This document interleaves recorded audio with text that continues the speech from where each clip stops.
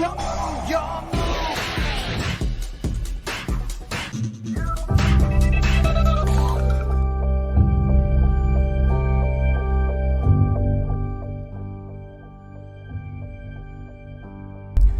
aí galera, eu sou o T e a Konami paga 1000 de vida e passa a drenar a sua habilidade. E sim, meus amigos, estou aqui para falar um pouquinho sobre algumas questões do jogo com relação a mudanças de direções e rumos em que o jogo está tomando de acordo com decisões da empresa que o gere, certo? É bem comum que sempre que tem banlist a gente imagine sobre, a gente conjecture sobre coisas que devem acontecer, poderiam acontecer, não aconteceram, coisas que ficaram faltando, por exemplo.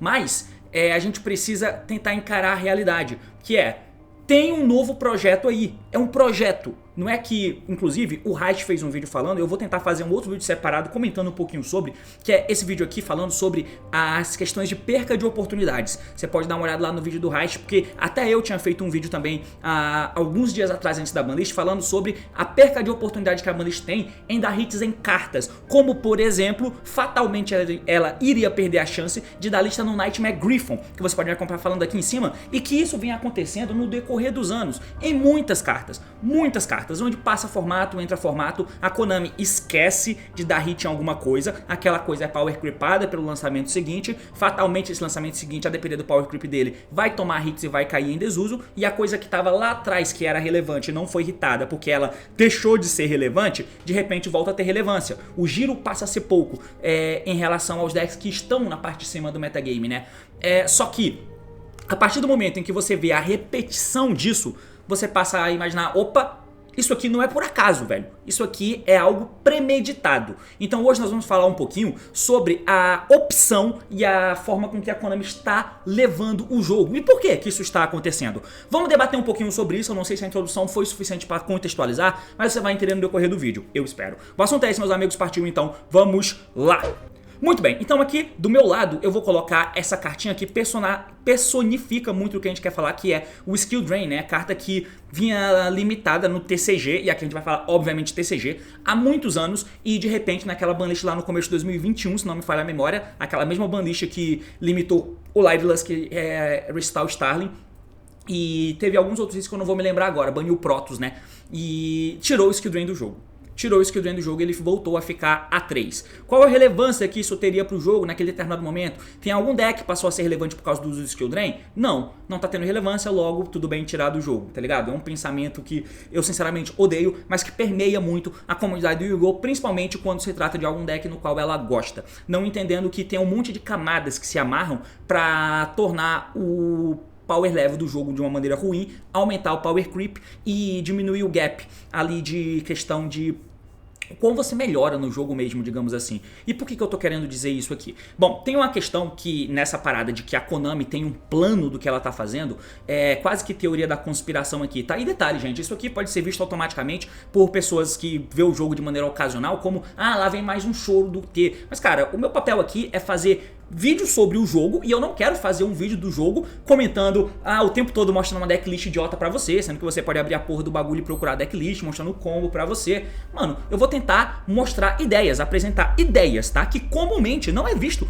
em muitos canais por aqui, tá ligado? Eu quero colocar ideias, tá? Então eu tô jogando aqui uma ideia pra você, beleza? Você concordar ou não, tranquilo, tá? Mas, pelo amor de Deus, não vem com esse bagulho de que o chororô e o caralho, tá, gente? É uma análise. E aí você vê se você concorda ou não com a análise disso aqui. Enfim, aí a gente, comumente, quando acontece uma stream de YCS, por exemplo, onde a Konami tá mostrando os jogos rolando, a gente sempre ficava, inclusive tem esse pensamento até hoje, de você pensar, pô, tomara que tal coisa seja usada ao extremo pra Konami, isso inclusive nos jogos streamados, pra Konami ver isso acontecendo, ver o quão feio isso é, e ela deixar de simplesmente, e ela entender que isso é ruim pro jogo, irritar aquela parada. A gente viu isso sendo feito por muito tempo, muito tempo não, porque em determinado tempo teve a questão da pandemia, e aí o torneio pararam de existir, depois voltou, passou vários meses com o Mystic Mine no jogo, e naquela banlist tapa-buraco que eu listei como sendo uma das piores da história, muito ruim, e eu continuo achando isso.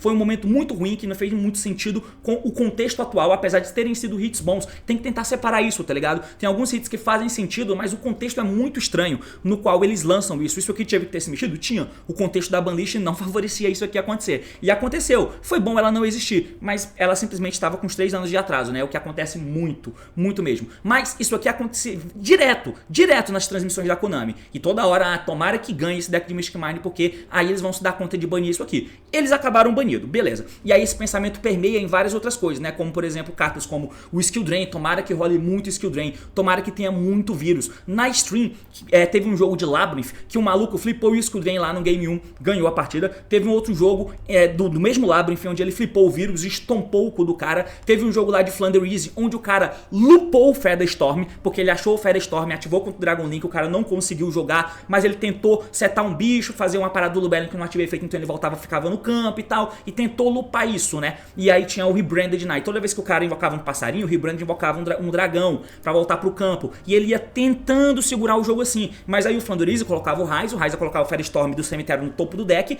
e aí ele dava spell contínuo e comprava de novo esse mesmo Featherstorm, e isso ia se repetir de novo no outro turno, tá ligado? Porque ele fazia isso durante... Enfim, era muito sinistro. E aí a gente fica torcendo, tomara que esse tipo de coisa aconteça o máximo de vezes dentro da stream, pra Konami ver o impacto negativo que isso tem no jogo e passe a se atentar que isso é uma coisa ruim de se ter no jogo. Mas entendamos que isso não é o objetivo da Konami, certo? Não é o objetivo dela mexer nesse tipo de coisa. Por quê? Porque é meio óbvio, isso vem acontecendo há tanto tempo de maneira sistemática que já dá pra pensar que é um plano. Não é uma questão de que se eles verem isso acontecendo mais vezes, eles vão ficar envergonhados de como o jogo tá com determinadas cartas, tá? Não tô dizendo que o jogo é um lixo, mas determinadas cartas deixam um formato ruim. E mesmo em um formato bom, essas cartas são... independente do formato, seriam partes negativas de um formato bom, tá? O que é muito ruim de se ter. E elas deveriam ser mexidas nesse contexto. Nunca são, provavelmente nunca serão. Assim como o de Barrier, cartas que pulam um turno inteiro, Shifter, Draws, esse tipo de carta que prejudicam muito o jogo. Na semifinal, na final do ICS, o cara flipou um Derek B e o Rika só não conseguiu fazer nada. Afinal de contas, o deck de Vanquish é um deck que não dá pra ver eu ficar colocando Mystical no geral, né? A menos que eu queira jogar contra esse tipo de carta. E tipo, não é uma carta que eu vou colocar no meu deck, Mystical Cyclone, Twin Twisters, tá ligado? Pra pegar um deck de combo.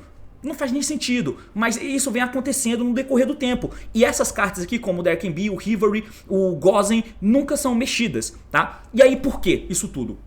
Entra numa parada que aí é o que eu acho que acaba rolando, né? E eu já venho falando isso há um tempo, não com relação a esse tipo de carta, com relação a um outro espectro que eu vou tratar daqui a pouco, que é a aproximação de maneira artificial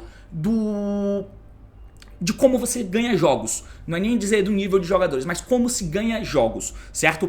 Uma das maneiras de você artificializar isso, de como se ganha jogos, vem diretamente relacionado ao card design do jogo, que eu vou deixar esse vídeo linkado aqui em cima, onde eu falei há um tempo atrás sobre uma série inteira falando de power level de cartas e como isso foi sendo naturalizado no decorrer do tempo e sempre e a partir daí, quando você tem essa evolução do jogo, tudo é pautado em cima dessa evolução. Então, quando tem um deck novo agora, a primeira coisa que a gente vai procurar, mano, esse deck não tem um rota, ele não tem o One Card Play, não tem o One Card Play, eu vou ter que usar mais cartas de Extend e tal, ele já tá atrás de vários outros decks. O deck tem que ter o One Card Play pra eu poder fazer a jogada inteira e tal. No meu grupo mesmo de time, tem uma época que a gente tava comentando um pouquinho sobre o deck de Unchained antes dele ser lançado, e eu lembro que um dos primeiros comentários de um dos caras lá era que o Unchained não tem One Card Play, então passa a não ser muito confiável. É uma análise básica que a gente tem, tá ligado? De que devido a como os decks, como as coisas são feitas hoje em dia, é muito importante que você tenha o One Card Play, como o Kashira tinha. Ele tinha o One Card Play e tinha a porra de um boss que segurava muito o jogo. Então acaba que você tem em várias criações de decks, em vários designs de cards, essa questão artificial de como deixar o deck bom, muito forte e opressivo com uma carta. E quanto mais quanto mais disso se existe no jogo, mais próximo está o nível entre os decks. Mas você coloca o controle do jogo, do que vai acontecer, não o controle do jogo, né? Mas o destino do que vai acontecer baseado nas cartas usadas, baseado nas cartas compradas. Assim como, por exemplo, que é um dos exemplos mais enganosos de deck que existe, mano, de artificial, como artificial é esse construir uma jogada, é desse maluco aqui, ó, do Scary Claw. Os caras fizeram a porra de um deck que tem um campo que é rota, virou tendência, o bichinho entra por special, todo mundo entra por special, o Rush Heart é um rota, que pega uma carta, se tem 3 de defesa ele compra uma carta. A estratégia do deck é bem fraquinha para os quesitos do Yu-Gi-Oh! Atual. Mas tem essa parada do deck de Scary Claw que já era interessante. Aí eles lançaram depois esse cara, que é o Light Heart, que é um Link 1 feito com qualquer Scary Claw, que quando ele entra ele pega o campo que constrói a jogada inteira. E pelo fato de listar visas e tal, quando veio o Mannadium depois, aí você tem toda a questão do Mannadium que constrói a jogada com uma carta, ou tenta construir o máximo possível, não tenho certeza se ele constrói, acho que precisa de duas, né? E esses caras aqui aumentam demais ainda o teto, né, do deck, porque você usa ele também no Scary Claw, porque o Visas é tratado como, você pode usar o Visas pra fazer esse maluco aqui, por exemplo. E aí, bum, toma ele mais camadas de jogadas. É uma artificialidade, né, de como que você manipula o teu deck, a quantidade de cartas que você investe pra conseguir ter algo que ganhe o jogo por si só. É claro que o Yu-Gi-Oh! Não é um jogo de cara ou coroa, tá? Não é um jogo de cara ou coroa. Eu só tô colocando esses pontos porque esses pontos aqui aproximam a vitória de você. E aí a questão do power level e de um formato aberto devido à proximidade de força entre esses decks que eu falo constantemente aqui é que a partir do momento onde você tem a proximidade nesse nível e uma questão quase que automática desses decks de pouco investimento no jogo no geral, acaba fazendo com que você ganhe vários jogos diferente de caso você precisasse, não tivesse decks nesse molde e o jogo estivesse pautado na habilidade. É claro que o Yu-Gi-Oh! Não é xadrez, tá? Eu sei disso, o Yu-Gi-Oh! Não é xadrez, mas ainda assim é um jogo de skill, certo? Isso aqui diminui a skill. Não tô dizendo que é difícil de se jogar com deck de combo. A depender do deck que seja, isso é muito legal, a forma com que você manipula. Quer um exemplo? Na final do YCS, eu não sei se você assistiu, a final do... Eu não sei se era a final, era o top 4 do YCS. O maluco que ganhou o torneio jogando de Rika. O Rika tem esse bicho aqui, que é uma das jogadas mais... nojentas que tem no jogo. É muito forte o que esse Normal Summon aqui constrói, tá? Você queima 10 cartas do deck pra fazer jogada? Queima. E ele conecta Rika, porque é um deck de tipo, né? Não é um deck de arquétipo, é um deck de tipo. Você interage com plantas no geral. O Normal Summon desse cara constrói muita coisa diferente. O cara começou com o Normal Summon Primula, Rika Primula. E ele construiu a jogada dele chegando nesse cara aqui. De um método não comum, de uma parada que é muito incomum de se fazer, mas ele manipulando o deck, fazendo o giro com combinações de cartas que são pedaços de combo, mas que ele usou para construir a jogada dele, ele conseguiu construir uma parada muito boa, muito forte. Esse é o combo que é interessante, entende? Esse é o combo que deveria se ter no jogo, e o design de carta leva pro oposto disso. Tá? E o motivo disso acontecer e ao mesmo tempo a Banlist não mexer em coisas em que deveriam sofrer os hits nos momentos pontuais, justamente porque vai ter um power creep em algum momento e tal, faz com que tudo isso coexista ao mesmo tempo e em determinado momento você vai ter muita coisa com um nível de proximidade muito próximo, né? Com um nível de força muito próximo entre eles, o que acaba diminuindo um pouco da skill em que se espera que tenha no jogo, tá? Fazendo com que você se aproxime combando com um Mannadium de um cara que treina exaustivamente com o Unchained e não comprou tech. Entende isso? Que você comprar um campo e Heart, por exemplo, eu comprei isso aqui e o cara abriu jogando de Unchained, que treinou o ano inteiro pra jogar um torneio, e você ganhou todos os jogos porque você abriu nesse contexto, é complicado, entende? Que é algo que não deveria acontecer, mas que é o momento atual do jogo. E isso poderia ser corrigido? Poderia. À medida em que você vai hitando coisas que existem, você vai fazendo os hits pontuais no momento propício em que se precisa. Por exemplo, o Dragon Link teve aquele hit nessa Banlist agora, atualmente, né? No Magna, eu vou até colocar aqui, ó, o Bicho Magna. Esse hit aqui é um hit que poderia acontecer? Poderia. Poderia um Magna ser limitado? Acho que é tranquilamente plausível de um Magna ser limitado. Em que momento o Magna foi limitado? Em um momento em que o Kashira era o meta, o Unchained teve a ascensão e o Dragon Link, por causa da ascensão do Unchained, por puro giro de metagame, teve uma leve subida. Em termos absolutos do metagame, não faz sentido de dar hit no Dragon Link. Por que deu hit no Dragon Link? Aí você justifica, porque é um deck antigo, o deck tá aí há muitos formatos. Tem pelo menos 10, 15 decks igual o Dragon Link, que tá aí há tanto tempo e nunca tomaram lista. Por que ele tomou agora? Entende?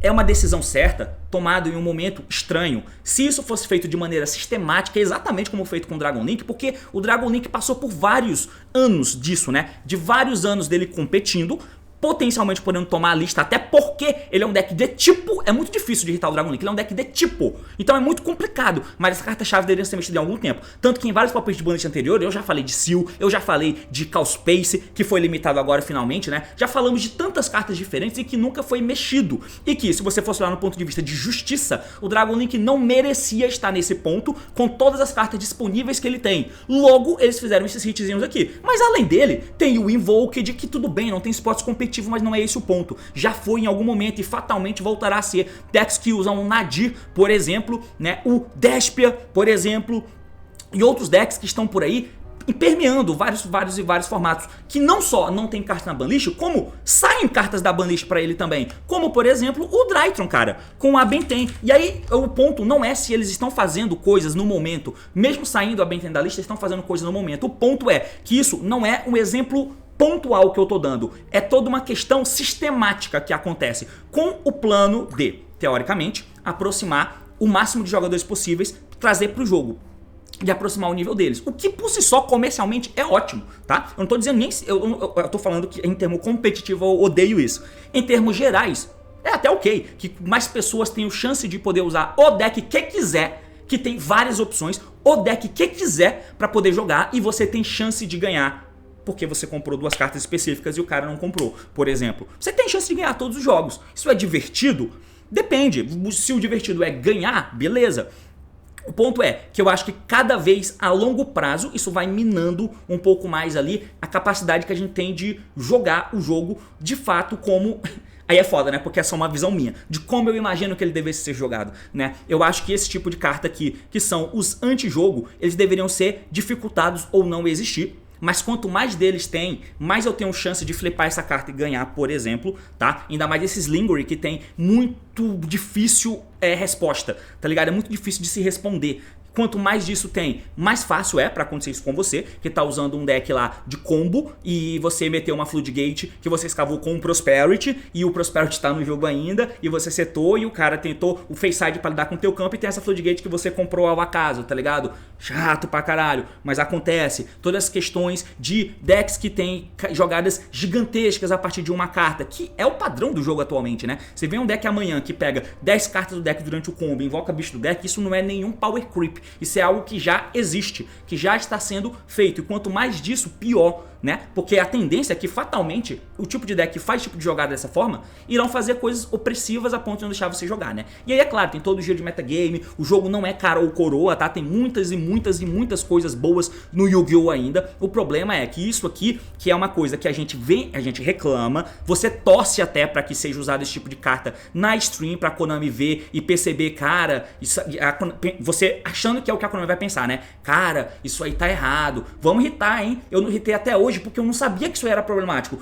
Não é por isso, não é por isso. É uma questão sistemática por trás. Não é por isso que os decks que a gente curte no geral não sofrem hits no momento que deveria.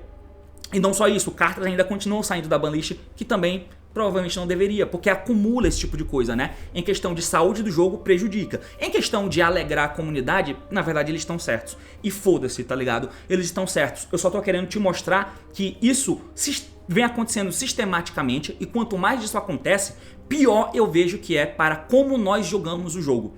Certo? É só uma questão de reflexão mesmo, tá, gente? Porque, para e pensa, cara, o jogo, por exemplo, do Unchained, eu gosto muito do jogo do Unchained, tá ligado? Se o deck de Rika não tivesse, por exemplo, essa jogada que você dá normal summon do amarelo e qualquer macaco consegue fazer a jogada, eu prefiro que o deck precise ali de 2, 3 cartas para poder construir uma jogada e você tem que pensar em formas de fazer a tua jogada, separando interação, fazendo o que a gente já faz, né? A gente tem que pensar muito ainda em jogar em volta das coisas. Quanto mais definido o formato, melhor você faz isso, né? Mas enfim, de jogar em volta das coisas, do que eu vou poder tomar, o que eu vou... contra o que eu tô jogando e as interações que eu faço pra poder jogar com determinada coisa. Isso aqui seria melhor, mesmo que o resultado final fosse parecido, se tivesse uma questão de investimento maior, que não fosse tudo a custo grátis, seria bem mais interessante. Branded Fusions da vida, com o Gimmick Puppet Lock, por exemplo, coisa que também qualquer macaco consegue fazer. Se você tiver uma Branded Fusion, uma Branded Fusion faz isso, um Nadir consegue fazer isso, inclusive porque o Nadir saiu da lista também inexplicável, deveria estar por lá, mesmo que não faça nada no jogo, entende?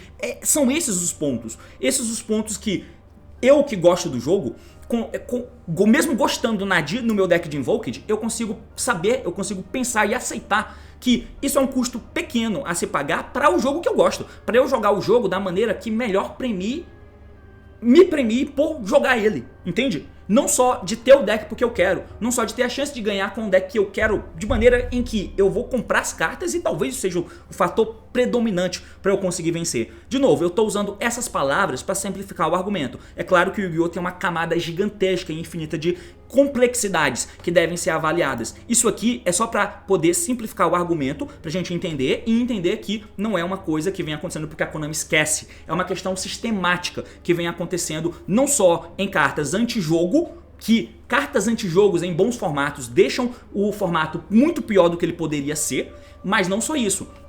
Falta de hits em decks não acontecem, não é porque a Konami não sabe da lista, porque ela não sabe, porque ela não vê, porque ela é burra. Ela, muito pelo contrário, né? Inclusive ouvindo comunidade. Você quer que o Colosso saia da lista? Que a Harpa saia da lista? Que o Electromite saia da lista? Tá ligado? É isso. É isso que a Konami vem fazendo. E vem fazendo muito bem, tá? Vem fazendo muito bem. O jogo vem crescendo cada vez mais. E muitos jogadores conseguem jogar o competitivo com o deck que ele quiser, certo? Enfim, é basicamente isso que eu tenho pra trazer. Lembrando, sempre falando da visão competitiva da coisa. Eu quero colocar aqui simplesmente argumentações e alguns pontos de reflexão pra gente. Beleza? Você acha que isso faz sentido? Você acha que é uma viagem completa? Que nada do que eu falei tem do que se aproveitar? Enfim, isso fica da tua interpretação. Independente dela, deixa nos comentários aí, beleza? É basicamente isso. Valeu, falou meus amigos e até mais.